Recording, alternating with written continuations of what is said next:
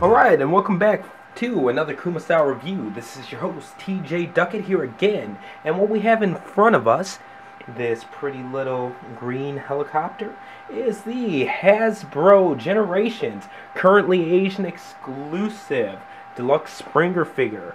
And to start off with the alt mode, I'm not going to lie, it looks pretty damn good. I actually like it quite a bit. I'm going to raise the camera up here so that you can see a little bit more of the top and stuff like that too. Okay. I don't remember the original movie figure that this mold is based off of, but I do know that it was also Spinister for this year's BotCon exclusives. Alright, so just rotating it around here. I'm sorry I don't have a specific stand for my Tamashi stand, but, you know, trying to make it work. That's all I can really do as I knock it down, time and time again. But yeah, not too crazy. Definitely not a bad figure by any means. While I try to, I'm actually gonna just say screw the Tamashi stand. Alright, because you already saw the other side. There's the top. Okay. The bottom of it. Another view at the top here.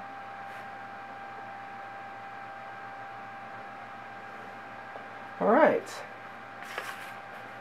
Now that we've got it on the ground, I'm going to lower the camera and we are going to start transforming this guy. And just a quick random note, thank you to everybody who told me that my logo was flickering in previous videos. The reason was, for whatever reason, I used Sony Vegas to go ahead and encode these. It was set to 25p or FPS instead of 30 frames per second. And since that's not our regular NTSC output, it really screwed with the frame rate when I tried to upload it to YouTube. So okay, we're just splitting things up back here. Okay, I'm actually going to start a little bit different.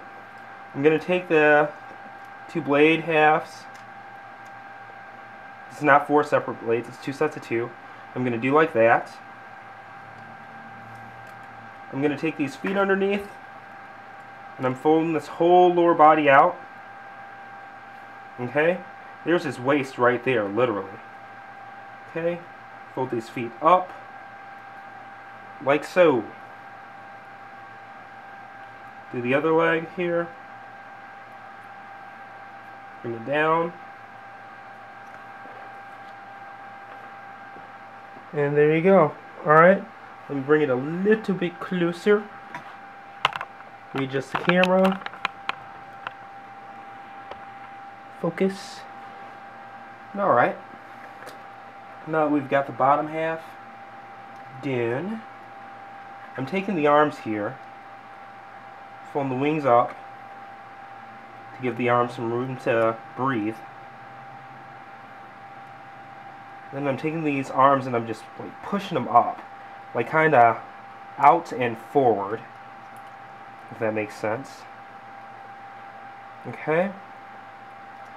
So now that he's like this, I can take these arms and fold them down like so. Okay. Take the other arm, fold them down like so, as I just pop one of the wings off the ball cap, or the ball joint. And the wing just goes back on the ball joint like this. And I just shot a missile. Like this is a win. This is just exciting. Alright, so I'm going to take the cockpit, I'm going to pull it forward, pull the cockpit out, then bring it down for the waist, bend the head up, and bring it back. Okay, and for the arms, they just kind of flip up and over. So the hand rotates out, and then it goes back. Very natural. Okay. Alright.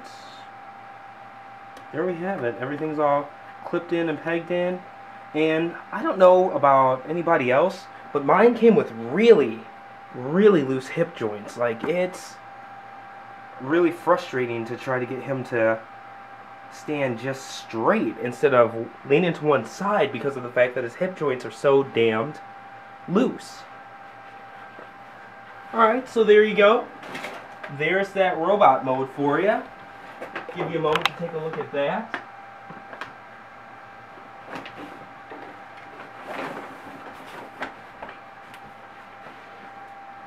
And since I did go ahead and shoot the missile out, I'm going to take the other missile, shoot that out too.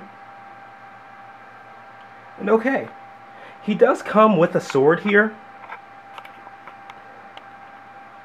but I didn't see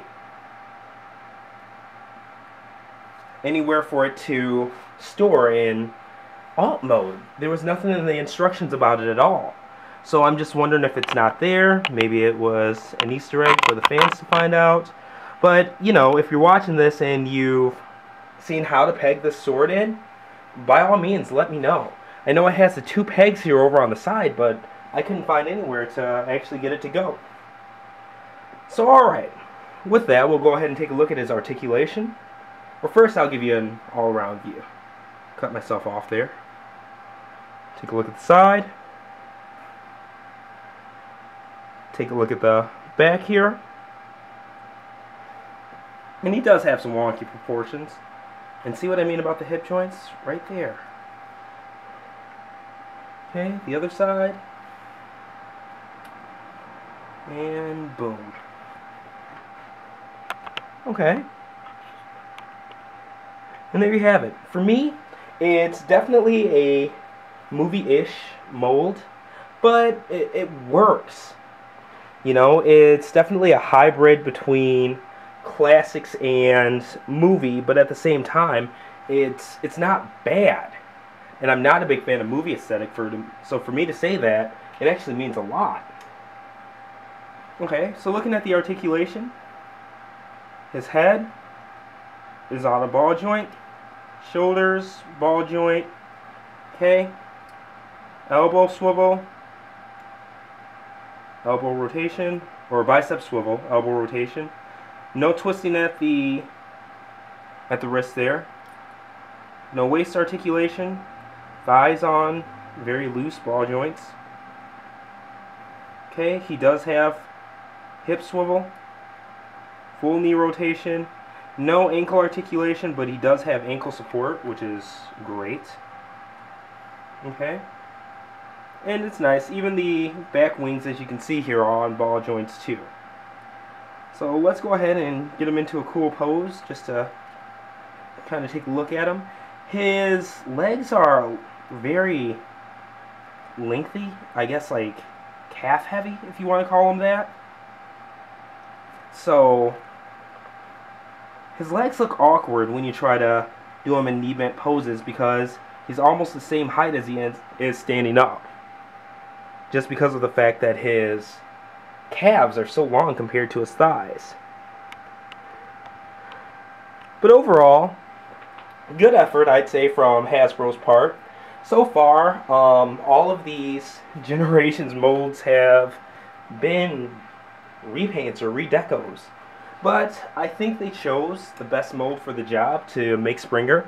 I like this a hell of a lot more than that Cybertron Evac Springer. So yeah, I mean, it looks good. I'm not gonna knock it or anything like that. I'm not a big fan of movie aesthetics because of things like these chicken leg-ish proportions and things like that. But if you're somebody who's a classics collector, he does have a good aesthetic to him. The face mold is great. That head sculpt is spectacular in my opinion. And overall, he's worth a buy. He isn't worth, I'd say, $30–40 of importing him, but once he comes into the US or whatever, yeah, he's definitely worth the $10–15, so pick him up on site. Definite need for a classics collector, because we really haven't gotten a decent Springer from Hasbro until this, in my opinion, and I'm glad to have one at this point. I do have Warbot Defender as my definitive classic Springer, but at the same time, he's not a hashtag toy. So anyways, this has been another Kuma Style review. This is TJ Duckett signing off. Have a great one, guys.